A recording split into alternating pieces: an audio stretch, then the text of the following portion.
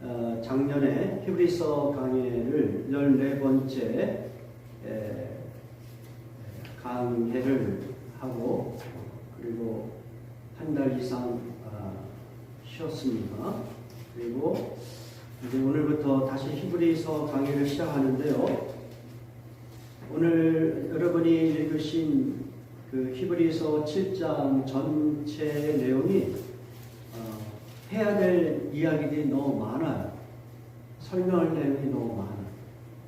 그래서 이것을 하나하나 조목조목 다 얘기하면 어쩌면 우리가 더 헷갈리고 길을 잃어버릴 수도 있기 때문에 될 수 있으면 좀 뺄 건 빼고, 사실은 여러분이 성경을 직접 읽는 것이 훨씬 더 풍성합니다. 제가 설명하는 것보다 어떤 면에서. 그러니까 우리 그래서 7장 전체를 좀 집에서라도 읽었으면 좋겠고요. 또 앞으로도 마찬가지예요. 8장, 9장, 10장 계속해서 이제 예수 그리스도의 대제사장 되심을 이제 설명하는 그런 내용인데, 예를 들어서 7장 같은 경우는 멜기세덱의 반차를 조차 어떻게 해서 예수님이 영원한 대제사장이 되었는가 그것을 설명하고, 8장 같은 경우는 그 새 언약을 기반으로 해서 예수님의 대제사장 되심을 설명합니다. 9장에서는 그 하늘의 그 성소의 관점에서 예수님께서 어떻게 대제사장직을 수행하십니까? 그리고 10장에서는 예수님이 스스로 제사장이니까 그 희생 제물을 하나님께 드려야 되는 역할을 해야 되는 거잖아요. 그러니까 이 레위 지파에서 나온 이 아론의 그 계열의 그 제사장들은 동물을 잡아서 희생시켜서 하나님께 드리잖아요. 근데 예수님은 무엇으로 예배를 하나님께 드렸어요? 예물을 자기 자신을 드렸다는 것이죠. 이제 이런 식으로 해서 예수님의 대제사장 되심을 아주 논리적으로 상세하게 설명을 해요. 근데 이것을 하나하나 다 여러분에게 설명을 하면 너무 시간이 많이 걸립니다. 그런 아쉬움이 있어요. 그래서 여러분이 집에서 이 히브리서 7장에서 10장을 한번 쭉 공부할 필요가 있다. 이렇게 도전을 하고 싶습니다. 오히려 제가 설명하는 것이 더 부족할 수 있다. 논리적으로도 그렇고, 왜냐면 저는 이것을 좀 간단하게 증거하려니까 막 어떤 내용들을 막 생략을 하거든요. 지금. 그런 아쉬움이 있다는 거예요. 제가 여러분하고 히브리서를 공부할 때요. 자, 어떻든 오늘은 아주 한 달 이상 만에 히브리서 강의 15번째 시간을 갖고 있고요. 말씀의 본문은 히브리서 7장 1절에서 28절. 그리고 설교의 제목은 영원한 대제사장입니다. 그러니까 히브리서 기자는 전체적으로 그런 이야기를 하고 싶은 것 같아요. 예수 그리스도가 자비롭고 신실하신 대제사장이다. 예? 그리고 우리가 이미 배웠던 대로 히브리서 5장 10절에서는 예수님이 어떠한 제사장인가를 이렇게 표현을 하고 있어요. 하나님께서 예수님을 멜기세덱의 반차를 좇아서 제사장이 되게 하셨다. 이거예요. 제가 갖고 있는 그 성경에서는 반차라는 단어를 썼어요. 멜기세덱의 반차. 근데 이게 영어식 표현으로는 order. 그리고 이 반차라는 단어는 여러 가지 그 한글 성경에서 다른 식으로 표현을 합니다. 예를 들어서 서열. 영어의 order라고 생각해 보세요. 서열 또는 계열 또는 같은 위치 이런 식으로 이 부분을 번역을 했어요. 그래서 제가 여러분에게 반차라는 단어를 쓰면 이런 의미구나. 뭐 그렇게 대단한 어려운 단어는 아니구나. 모도라는 그 개념으로 여러분이 이해했으면 좋겠어요. 그러니까 하나님은 예수님을 레위 지파의 오더, 반차를 따라서 세우지 아니하시고 멜기세덱의 반차를 따라서 제사장으로 세웠다. 그런 이야기를 하고 있어요. 히브리서 5장 10절에서 보면은요. 그러면 여러분의 질문이 있을 거 아니에요. 멜기세덱이 도대체 누구냐? 그래서 이 멜기세덱에 대하여 이 히브리 기자는 할 말이 너무 많아요. 그런데 이 서신서를 받아들은 이 히브리에서 이 공동체가 있잖아요. 그 독자들이 아직 영적으로 미숙하기 때문에 설명하기가 어렵다. 그런 고백을 하죠. 기억나죠? 이게 이제 히브리서 5장 11절 말씀이에요. 그러면서 멜기세덱에 대한 설명을 중단을 해요. 그래서 히브리서 5장 12절부터 6장 전체를 할애하면서 독자들에게 무엇을 도전했습니까? 기억나세요? 영적인 분별력을 가진 성숙한 경지로 나아가라. 그 이야기를 아주 장황하게 이야기를 하고 있는 거예요. 5장 후반절에서 6장 전체에서 우리가 거기까지 성경을 같이 배우고 적용한 것입니다. 오늘은 드디어 이제 히브리서 7장에 들어온 거예요. 그 이야기는 뭐냐? 히브리서 5장 11절서부터 딱 그 멜기세덱의 이야기만 언급되고 거기서 딱 그쳤던 것이 다시 시작이 되는 거예요. 7장에 들어와가지고.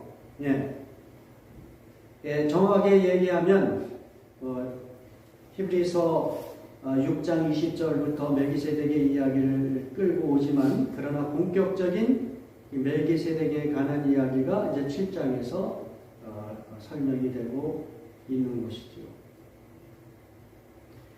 자, 그러면 지금 히브리서 기자는 왜 그 멜기세덱을 언급을 하느냐? 멜기세덱은 한마디로 예수 그리스도의 그 대제사장 직분을 설명할 수 있는 하나의 그 모형이 되기 때문에 그렇다. 모형이 되기 때문에. 이게 이제 여러분이 히브리서 7장, 8장을 거쳐서 계속 나오는 단어들이 바로 이 그 모형이라는 단어예요. 타입, 영어식으로 얘기하면 타입이라는 단어예요. 그러니까 뭐냐면 성경의 어떤 인물, 사건 이런 것은 역사적인 정말 그 발생하였던 살았던 인물, 사건이지만 거기서 그냥 끝나는 이야기가 아니라 그 인물과 사건은 앞으로 오실 예수 그리스도를 어떻게 해요? 대변해주고 있는 거예요. 그러한 인물로서 지금 멜기세덱을 언급하면서 예수 그리스도의 제사장 되심을 이제 설명하려고 하는 것이죠. 자, 그러면 일단은 멜기세덱은 어떤 사람인가를 간략하게 본문을 통해서 살펴보기를 원합니다. 히브리서 7장 1절하고 2절 같이 공부합니다. 이 멜기세덱은 살렘 왕이요 지극히 높으신 하나님의 제사장이다. 여러 왕을 쳐서 죽이고 돌아오는 아브라함을 만나 복을 빈 자라. 아브라함이 모든 것의 10분의 1을 그에게 나누어 지니라. 그 이름을 해석하면 먼저는 의의 왕이요 그 다음은 살렘 왕이니 곧 평강의 왕이다. 여러분, 구약 성경에서 멜기세덱이라는 이름이 언급된 곳은 딱 두 군데밖에 없어요. 창세기 14장 17절에서 24절, 그리고 시편 110편 4절에만 언급이 되어 있어요. 창세기 14장의 내용은 무엇입니까? 아브라함이 자기 조카 룻을 구출하기 위하여 전쟁을 치르죠. 그 전쟁을 통하여 승리를 거두고 거기서 획득한 노획물을 가지고 멜기세덱이라는 그 왕을 만나요. 그리고 그에게 11조를 드려요. 그 사건을 가지고 그리고 시편 110편 4절에 보면 하나님께서 맹세하여 이르시되 뭐라고 이야기하면 앞으로 올 메시아 그를 멜기세덱의 반차를 쫓아 멜기세덱의 그 어떤 계율을 쫓아서 그 메시아는 제사장이 될 것이다. 이런 어떤 맹세의 선언이 시편 110편 4절에 나오는 거예요. 이 두 구절을 가지고 이제 예수 그리스도의 영원한 제사장 되심을 설명하려고 하는 것입니다. 자, 먼저 그러면 멜기세덱은 어떤 인물로 묘사가 되고 있냐면 그는 살렘 왕이요 지극히 높으신 하나님의 제사장이다 이렇게 되어 있어요. 그러니까 이 사람은 매우 특별한 사람이에요. 왕이면서 제사장이란 말이에요. 그러니까 지금 모세의 율법에 의하면 왕은 왕이고 왕이 제사장직을 대신할 수가 없어요. 대신하는 순간 오히려 하나님의 심판을 받고 저주를 받습니다. 왕의 직분이 따로 있는 것이고 제사장의 직분이 따로 있는 거예요. 그런데 지금 이 멜기세덱이라는 사람은 그러한 율법의 관점과는 전혀 다른 사람으로 묘사가 되고 있는 것이죠. 왕이면서 동시에 제사장의 역할을 하고 있는 거예요. 그렇기 때문에 아브라함이 11조를 제사장에게 드리는 거예요. 구약의 율법에 의하면 11조를 제사장에게 드리게 되어 있는 거예요. 네, 똑같은 거예요. 왜 굳이 멜기세덱을 그러면 그 히브리서 기자가 그를 언급하느냐? 예수 그리스도가 바로 그와 같은 분이라는 것을 설명하려니까. 예수 그리스도는 뭐예요? 왕이시며 또한 제사장이시다. 이것을 설명하려니까 멜기세덱이라는 사람을 끌고 멜기세덱을 하나님의 모형으로 끌고 오는 것이죠. 자, 그러면 먼저 예수 그리스도가 왕이시고 또 제사장이라고 하셨으니까 먼저 우리가 이것을 좀 간략하게 정리를 해보죠. 예수 그리스도가 왕인데 어떤 왕이시냐? 어떤 왕이시라고 여러분 생각하세요? 멜기세덱을 통하여 그것을 또 우리가 설명할 수 있다는 거예요. 일단은 멜기세덱이라는 그 이름의 그 뜻이 나와 있어요. 2절에 보면 어떻게 됐어요? 의의 왕이요. 이렇게 되어 있잖아요. King of Righteousness. 멜기세덱이라는 이름의 뜻이 King of Righteousness. 그 다음에 이 멜기세덱은 그 아브라함 당시에 살렘이라는 도시의 왕이었어요. 이 살렘은 아마도 예루살렘이었던 것 같아요. 이 멜기세덱은 어쩌면 예루살렘 그 성을 맨 처음 있어요. 정확하게 모르겠어요. 네, 그렇지만 어떻든 그 당시 예루살렘의 왕이었다는 거예요. 그래서 이 살렘의 왕이라는 뜻이 무엇이냐? 살렘이라는 뜻이 그 피스라는 뜻이거든요. 그러니까 이 살렘 왕이라는 말은 King of Peace, 예, 평화의 왕이다. 이렇게 2절에 설명을 해주고 있는 거예요. 그러니까 멜기세덱은 어떤 왕이냐? 의의 왕이요, 또 평강의 왕이다 이거예요.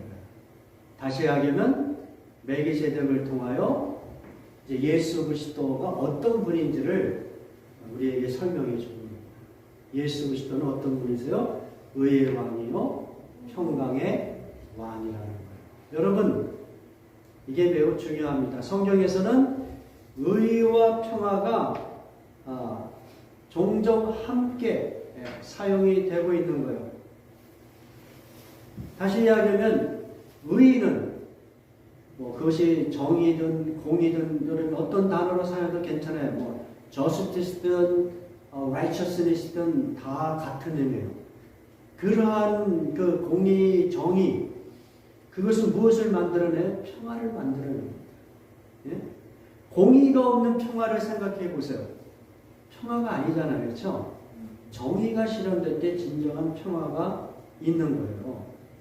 그러니까 예수님은 하나님 우편에 앉아서 그냥 앉아있는 분이 아니라 하나님 우편에 앉아있다는 얘기는 그냥 가만히 앉아있다는 얘기가 아니라 하나님과 같은 권세로 세상을 통치하고 계신다는 거예요. 네. 세상의 그 창조주로서, 통치자로서 아버지 하나님과 함께 세상을 통치하시는 그러한 온 우주의 왕이란 말이에요. 근데 어떤 식으로 통치하세요? 공의와 평화로 세상을 통치하기를 원하시는 그 하나님의 그 하늘의 뜻이 아직 땅에서는 이루어지지 않았지만 그러나 그렇게 이루어질 수 있도록 우리 하나님께서 온 우주를 통치하고 계시는 거예요. 자, 이러한 것이 우리에게 너무 이렇게 먼 나라 이야기와 같이 들릴 수도 있는데 이 공의와 이 평화가 함께 가야 되는 그 매우 중요한 장소가 있습니다. 그것이 어디냐면 십자가예요. 십자가. 예수님의 십자가는 하나님의 공의와 그리고 하나님의 평화가 같이 만나는 자리라고 할 수 있어요. 예?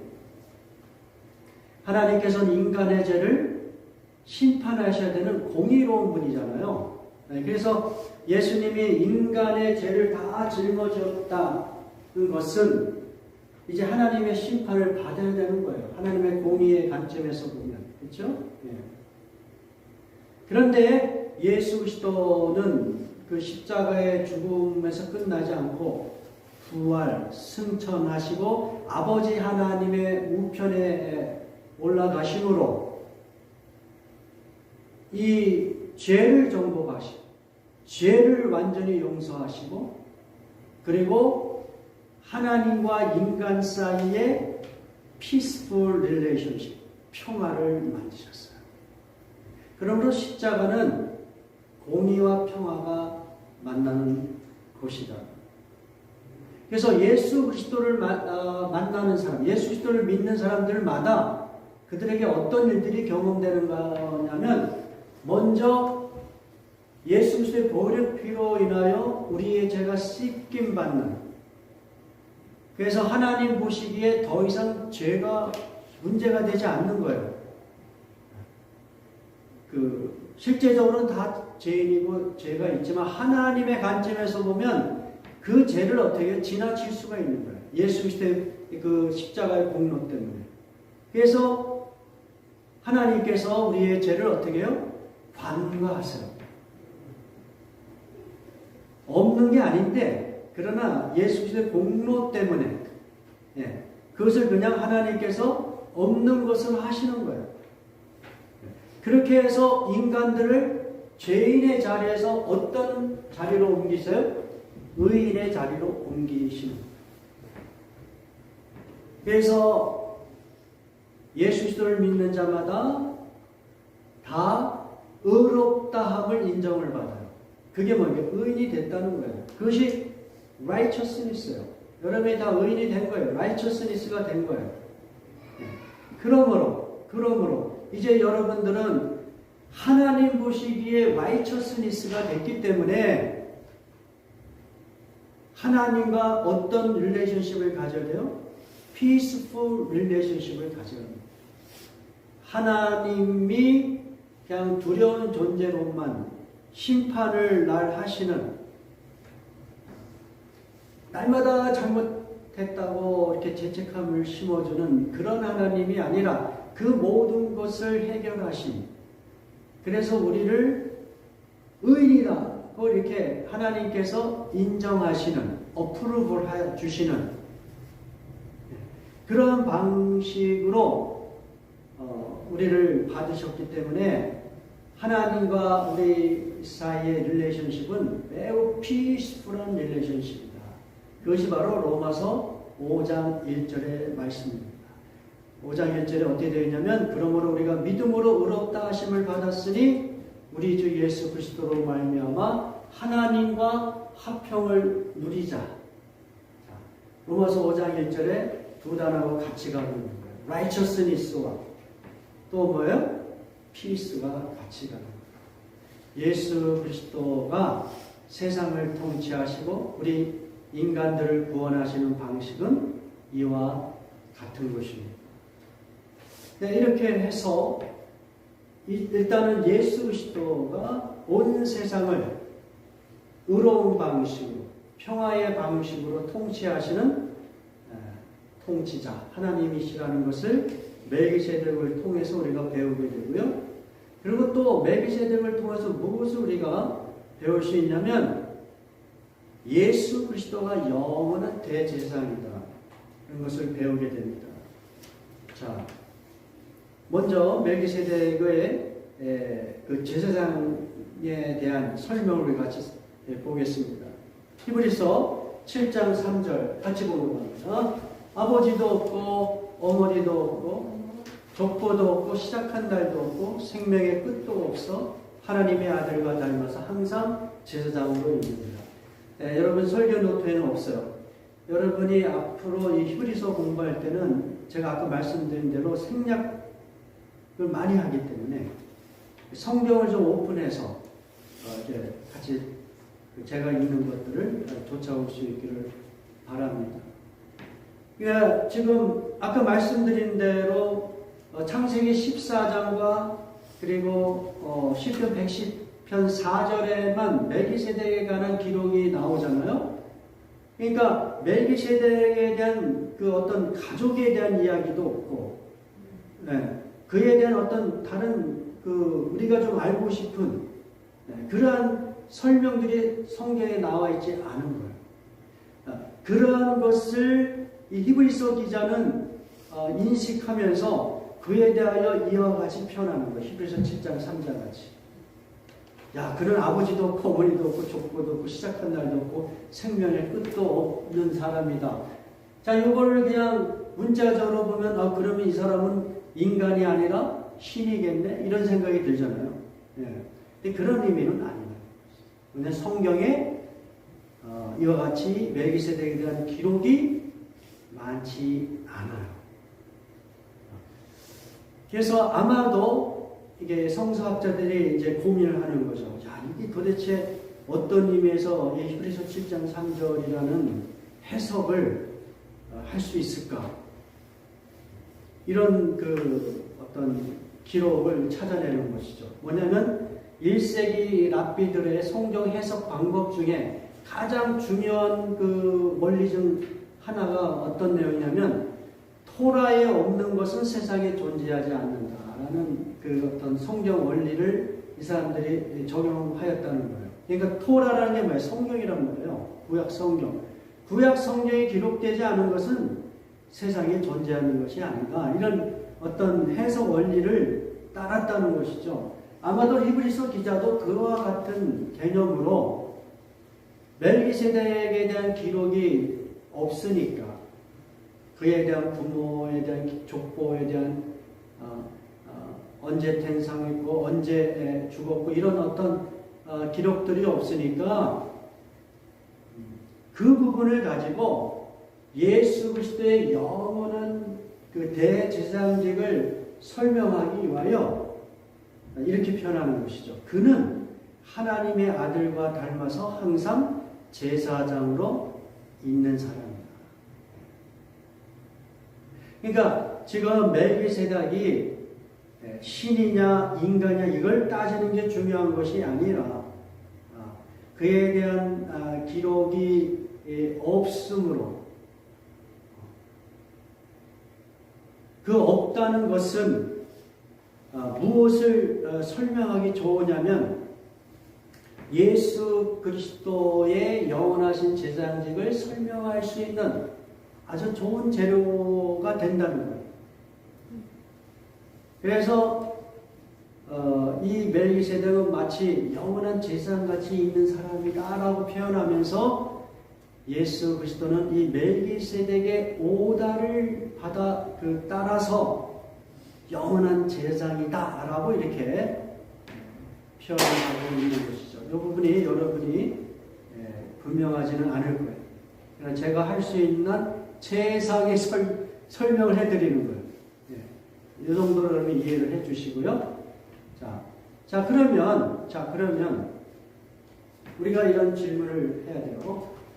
왜 하나님은 예수 그리스도가 율법을 쫓아서 레위 계통의 아론의 그 반차를 쫓아서 영원한 제사장이 되지 않고 왜 하필이면 멜기세덱의 반차를 따라서 제사장으로 섬기라고 그렇게 허락하셨을까?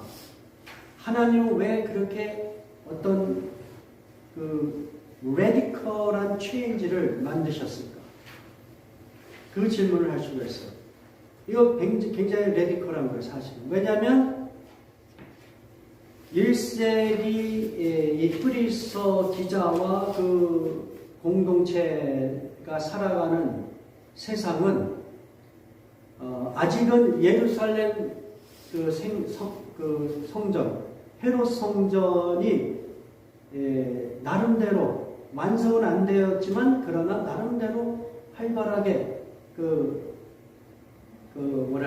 모습들이 지어가고 있고 그 속에서 제사장도 있고 대제사장도 있으면서 하나님 앞에 예배를 드리고 있다. 유대의 교인들이. 그렇게 그들은 실물로 하나님 앞에 구약의 그 율법을 쫓아서 예배를 드리고 있는 상황이라는 거예요. 그런 상황 속에서 예수 그리스도를 설명하는데 그러한 유대교와 율법의 그러한 절차가 아니라 전혀 엉뚱하게 성경에서 많이 기록되지도 않은 멜기세덱이라는 사람을 통해서 그 사람의 어떤 모형을 쫓아서 대제사장이 되게 하셨다는 것. 그것은 매우 레디컬한 체인지라는 것입니다. 이 부분이 여러분에게 좀 더 깊이 와 닿을 수 있기를 바라요. 무슨 이야기냐면 앞으로 이 7장, 8장, 9장, 10장에서 결국은 무슨 얘기를 하려고 그러냐면 그들이 그 유대인들이 현재적으로 구약의 그 율법을 쫓아서 열심히 동물도 희생제물로 드리면서 제사를 드리는 그러한 상황 속에서 또 율법을 열심히 지키려고 하는 그러한 유대계 시스템 속에서 무엇을 선언하려고 하는 거냐면 예수 그리스도가 부활 승천하셨기 때문에 이제 너희는 더 이상 이 유대교인들이 따랐던 율법 그리고 뭐예요? 제사 이런 건 더 이상 따를 필요가 없다. 그 얘기를 하려고 하는 거예요. 그러니까 이거는 엄청난 혁명이죠. 레디컬한 거예요, 사실. 엄청난 혁명이에요. 지금 우리는 당연하게 생각하고 있는 것이지만 그러나 오늘날까지도 예수님 오시고 2000년이 지난 지금까지도 유대인들은 예수님을 인정하지 않으니까 아주 그 오토독스 주의시들은 어떻게 해요? 구약의 율법을 그대로 따르려고 하잖아요. 구약의 방식대로 예배를 드리려고 하는 사람들도 아직도 있단 말이에요. 근데 2000년 전에 이미 예수 그리스도를 경험한 크리스찬들은 무엇을 경험했냐면 예수 그리스도가 오셨기 때문에 더 이상 구약의 율법은 효력이 없다. 더군다나 제사를 드리고 인간들의 죄를 용서해주고 우리에게 어떤 구원의 길을 제시해주는 그러한 그 하나님의 속죄의 방식의 그러한 제사 더 이상 필요 없다. 그러한 일들을 대행하는 하나님의 선택받은 지도자, 제사장, 대제사장 더 이상 필요 없다. 그 얘기하는 거예요. 더 이상 필요 없는데 너희가 왜 다시 유대교 종교 시스템 안으로 들어가려고 해? 예수 그리스도만으로 충분해. 그분이 영원한 대제사장이야. 그분이 하나님과 인간 사이의 유일한 중보자야. 그 얘기를 이제 강하게 하려고 하니까 이제 히브리서 7장, 8장, 9장, 10장이 이 구약의 율법을 이제 무효화시키는 그러한 메시지를 증거하는 거죠. 제가 빨리 진행을 하겠습니다. 자, 왜 그러면 하나님께서 예수 그리스도를 멜기세덱의 반차를 따라서 영원한 제사장으로 삼으셨느냐? 그 이유는 무엇인가? 크게 두 가지를 살펴봅니다. 첫 번째는 제사장직과 율법은 불완전하기 때문이었다. 자, 히브리서 7장 11절에서 12절 같이 보도록 합니다. 시작.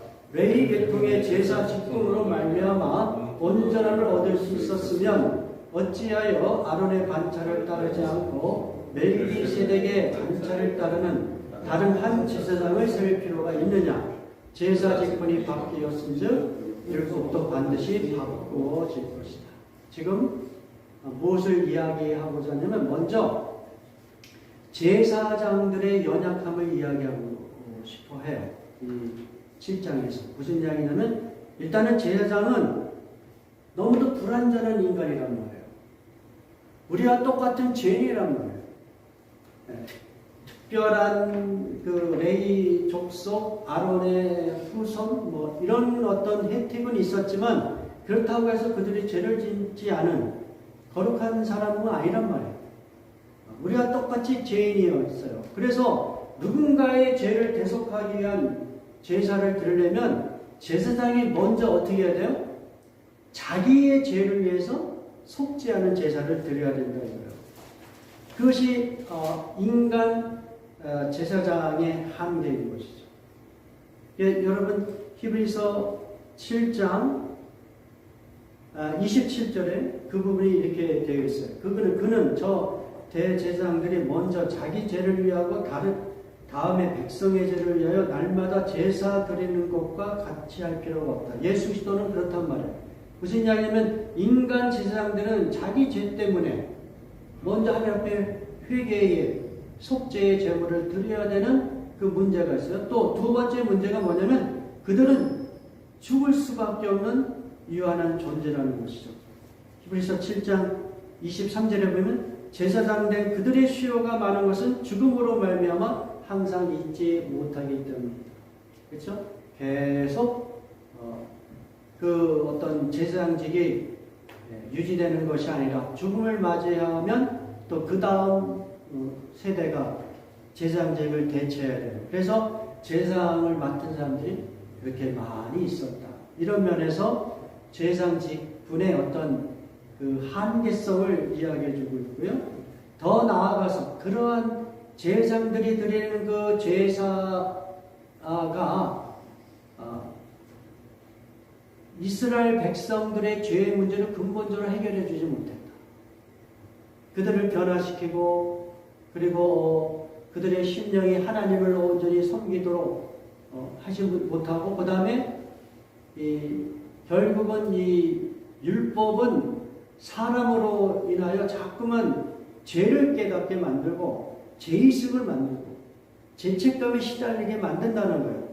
그런 면에서 이 제사 제도나 또는 율법은 온전한 것이 아니다라고 주장하고 있어요.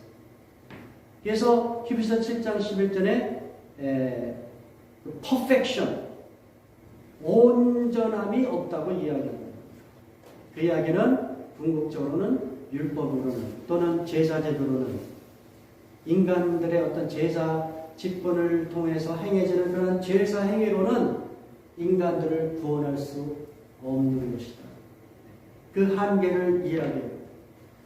그래서 하나님은 이제 예수 그리스도를 아론의 반차, 율법의 어떤 계통을 따르는 그러한 제사직, 제사 이런 것을 원하지 않으시고 멜기세덱의 반차를 따르는 다른 한 제사장을 세울 필요가 있었다.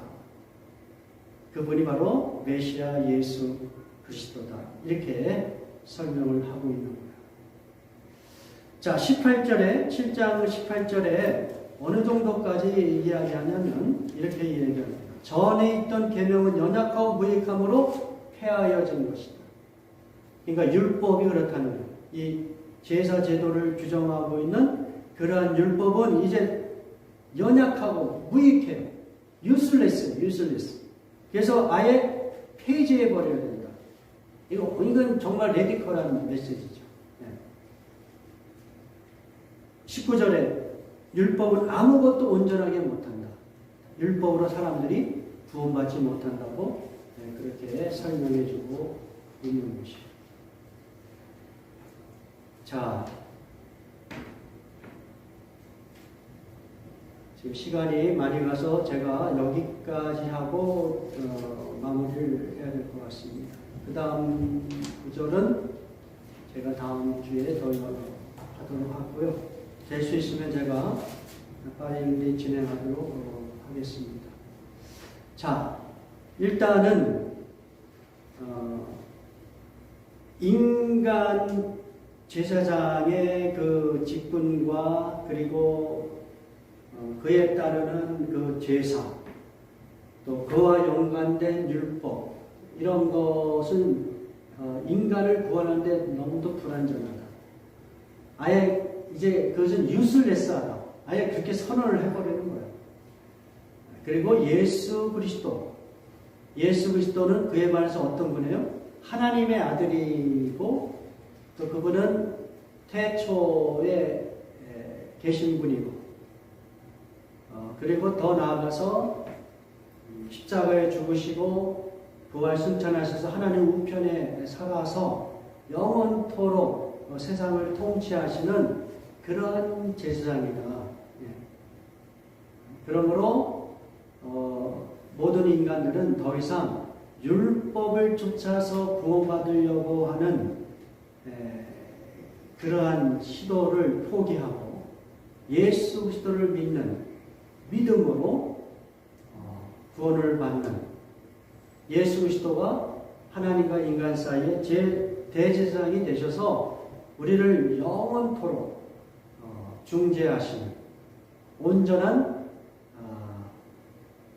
우리의 중재자로 우리를 구원하시는 그러한 예수 그리스도를 여러분이 바라보면서 그분을 의지하라. 그렇게 우리에게 도전하고 있는 것입니다. 우리 다 같이 기도하겠습니다.